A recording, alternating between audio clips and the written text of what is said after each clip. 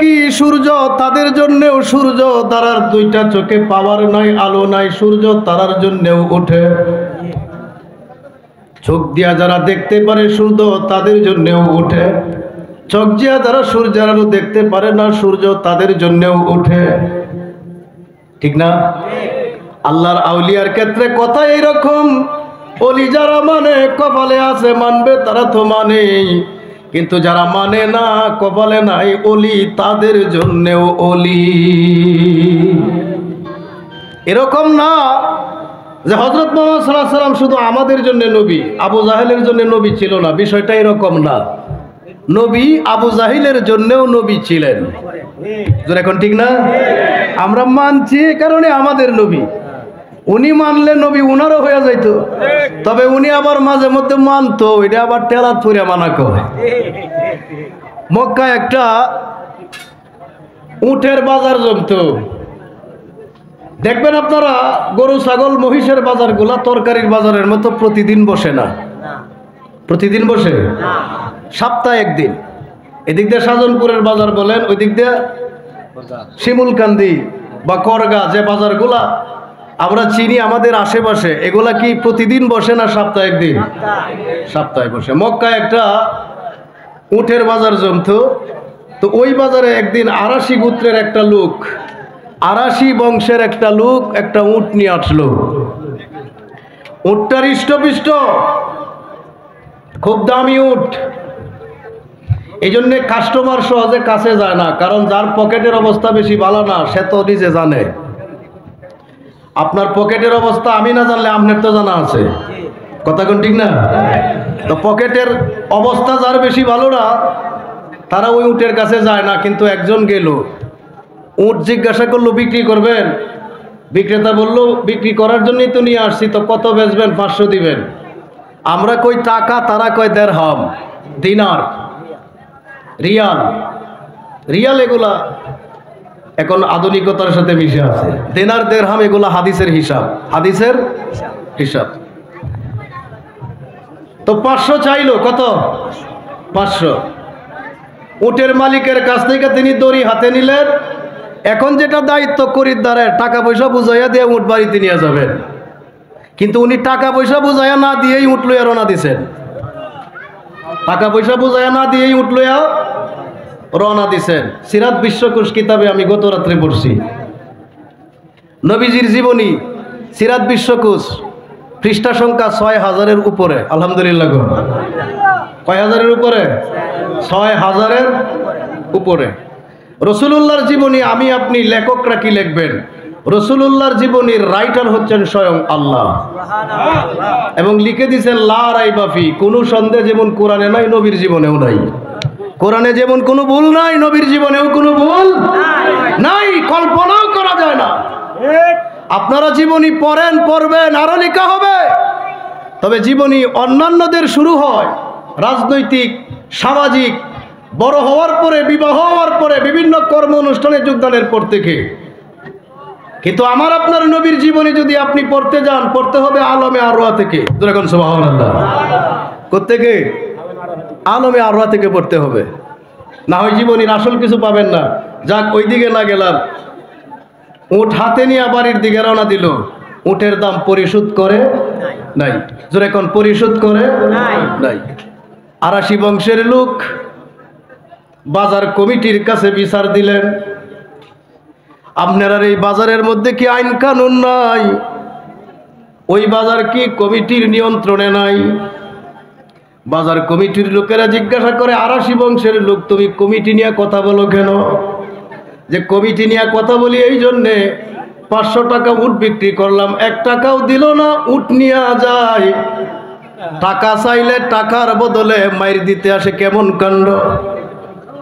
বাজার কমিটির লোকেরা কয় মগের লোক পাইছেনি, হ্যাঁ টাকা দিব, হের বাপে দিব। নাম রাখন, এর নামটা কি? নাম আবু জাহেল। আরে জোরে কর না, নাম রাখি। আর একটু জোরে কর, নাম কি? বাজার কমিটি কইতেছে তাক, আর সামনে বাড়ি লাভ নাই, তাহলে কমিটির পদ থাকতো না। কথা কয় না? এর বিরুদ্ধে কিছু কইলে কমিটির পদ থাকতো না। কাজেই তোমার উঠ নিচে তোমার কপাল বালা, মানে যার গেছে হ্যাঁ না বুঝে কথা কয় না আপনার তো আমার তো গেল উনি চেষ্টা করতেছেন কিভাবে টাকাগুলো হাতে পাওয়া যায় কারণ সংসারের সর্বস্ব উটের মধ্যে যদি সহি সালামতে এগুলা বাড়িতে নিয়ে যায় নিজের খাওয়ার ব্যবস্থা হবে পরিবারের খাওয়ার ব্যবস্থা হবে কিন্তু টাকা যদি হাতে না আসে সর্বশান্ত হয়ে যাবে অনেক খোঁজাখুঁজি অনেকজনের কাছে যায় কেউ সামনে বাইরা কথা কয় না নাম শোনার পরে স্টপ হয়ে যায় লাস্টে বাড়ির দিকে যাওয়ার নিয়ত করলেন এক জায়গায় 10-12 জন লোক জিজ্ঞাসা করলেন এই ব্যাপার তোমরা কি আমার টাকা পয়সাগুলা উদ্ধার করে দিতে পারবা এই 10-12 জন লোকে বলতেছে আমরার কাম না এটা এই যে মক্কার ভিতরে এক হুজুর ঢুকতেছে দেখা যায়নি দেখা যা ওনার কাছে যাও ওনারে যদি রাজি করাইতে পারো 1 কোটি টাকা কোনো বিষয় না সুবহানাল্লাহ জোরে কর কারণ এই 10-12 জন লোক বালা করেই জানে মক্কার ভিতরে যিনি ডুহে এর নাম মুহাম্মদ আবুল হাকাম আবু জাহেল হইছে ওনার কারণেই কথা কয় না আবুল হাকাম মানে জ্ঞানের পিতা জোরে কোন আবুল হাকাম মানে আরো জোরে কোন আবুল হাকাম মানে কি আরবিতে আবুল মানে পিতা হাকাম মানে হাকাম জ্ঞান ওনার নাম ছিল আবুল হাকাম জ্ঞানের পিতা কিন্তু হুজুরের সাথে ইত্রামি করার কারণে নাম হয়ে গেছে আবু জাহেল মূর্খের পিতা কাজেই বোঝা যায় ইত্রামি সব সময় সব জায়গায় করা উচিত তাহলে উল্টে যায় কি করা যায় কথা কি বুঝে আসছে বলতেছি যে হুজুর ঢুকতেছে ওইখানে যাও গেলে ওনারা যদি রাজি করাইতে পারো 1 কোটি টাকা কোনো বিষয় না লোকটা ওনার কাছে গেল ওনার কাছে গিয়ে বলল অনুমতি দিলে একটা বিচার দিতাম একটু কথা বলতাম কি অনুমতি চান কি কথা বলতে চান যে মক্কার বাজারে উট বিক্রি করছিলাম 500 টাকা 1 টাকাও পাইলাম না উট নিয়ে গেল কত মানুষের কাছে গেলাম সবার নাকি নেতা লাগে সামনে কথা কয় না নামটা শুনলে অচল হয়ে যায় আপনিও যদি এই কথা বলেন আমার বাঁচার রাস্তা নাই কোন পাহাড়ের উপর ওইটা নিচে ঝাঁপ দিয়ে মরে মরে যাবো আমার নবী কয় খাবার ভিতরে গিয়া আল্লাহরে সেজদা দেওয়াও ইবাদত মানুষের ন্যায্য পাওনা উদ্ধার করিয়া দেওয়াও ইবাদত কথা কয় না জোরে কোন ঠিক কিনা সুন্দর করে উজু করিয়া কাপড় ইস্তারি দিয়ে মসজিদে যাওয়া যাবো ইবাদত এর আগে হালাল খায়া যাওয়াও ইবাদত কথা কয় না এই খাবার যদি হালাল না থাকে সেজদা আটকে যাইব উজু আটকে যাইব কথা কয় না আরে জোরে কোন ঠিক কিনা সব জায়গায় ফেস লাগবো শুনেন মানুষের যদি মাথা নষ্ট হয়ে যায় তে বডির আর কিছু আস্থা থাকে না কারণ মাথা হলো মেইন আমার আপনার বন্দেগী কবুল হবে না আল্লাহ নিবে না এই ব্যাপারে চূড়ান্ত কথা হলো খাবার থাকতে হবে হালাল জোরে কয় না এটা মোল্লার ক্ষেত্রেই হোক ফিরের ক্ষেত্রেই হোক ডেলিভারের ক্ষেত্রেই হোক যার ক্ষেত্রেই হোক খাবারে যদি গন্ডগোল তাহে ইবাদত বাতিল কথা কি বুঝাইতারছি শর্টকাটে জোরে কোন বুঝাইতারছি এটা বড় মুশকিল রাসূল বলছেন আখিরি জামানা পৃথিবী থেকে 2টা জিনিস নাই হয়ে যাইব একটা হইলো হালাল খাবার আর একটা হইলো হক বিচার জোরে কয় না আরে দেশ হই যদি বিচার না থাকে তা আপনি পাইবেন কই এই দেশে যদি বাইগুনের চাষ না হয় এই বাংলাদেশে যদি বেগুনের চাষ না হয় তো আপনি পুরা বাংলাদেশ খুঁজে কি 1 কেজি বেগুন পাবেন তো চাষই হয় না পাবেন কোত্থেকে সুতরাং রাসূলুল্লাহ বলছেন কিয়ামতের আগে আমার উম্মতের কাছ থেকে 2টা জিনিস বিদায় নিবে একটা হলো হালাল খাবার আর একটা হলো ন্যায় বিচার হক বিচার এই 2টা জিনিসের দেশে বড় অভাব কিন্তু ফিরের অভাব নাই এই কথা কয় না ফিরের অভাব মুরিদের অভাব নাই মোল্লার অভাব নাই তসবির অভাব নাই সিল্লার অভাব নাই কিন্তু এই 2টা জিনিসের বড় অভাব আপনি কি আমার সাথে একমত না দুই মত হইলেও কোনো সমস্যা নাই কারণ আপনার যাওয়ার রাস্তা সামনে নাই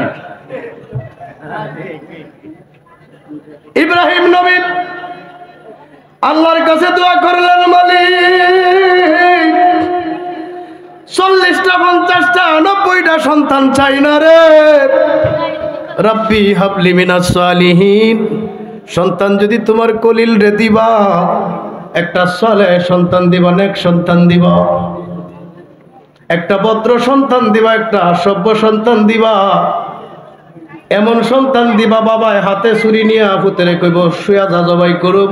ফুত যাতে এই কথা জিজ্ঞাসা না করে অপরাধ কি, বাপে কইছে এইটাই বড় দলিল।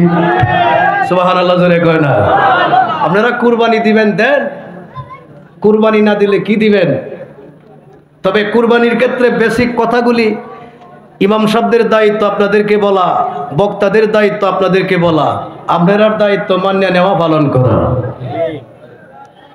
আল্লাহর কাছে দোয়া করলেন নবী ইব্রাহিম, আল্লাহ দীর্ঘদিন চলে গেল বিবাহের, বাদশার মেয়ে বিয়া করলাম, বড় লোকের মায়া বিয়া করলাম, বিশ্ব সুন্দরী বিয়া করলাম, সংসারের মধ্যে সন্তান নাই, শান্তি নাই। ও মালিক, আমার একটা সন্তান দিবা, সালেহ সন্তান দিবা। আল্লাহ সন্তান দিলেন, তবে খাদেমার গর্ভে দিলেন, প্রথম বউয়ের গর্ভে দিলেন না, সারার গর্ভে দিলেন না, হাজেরার গর্ভে দিলেন। সারা বাদশার মেয়ে, কার মেয়ে? বাদশার মেয়ে। সারা যেদিন ইব্রাহিম নবীর কাছে বিয়া বসে, ওই দিন ইব্রাহিম নবীর শ্বশুর হাজেরারে খাদেমা হিসাবে দিছে। খেদমত করবা, এরার খেদমত করবা, কি করবা? খেদমত করবা।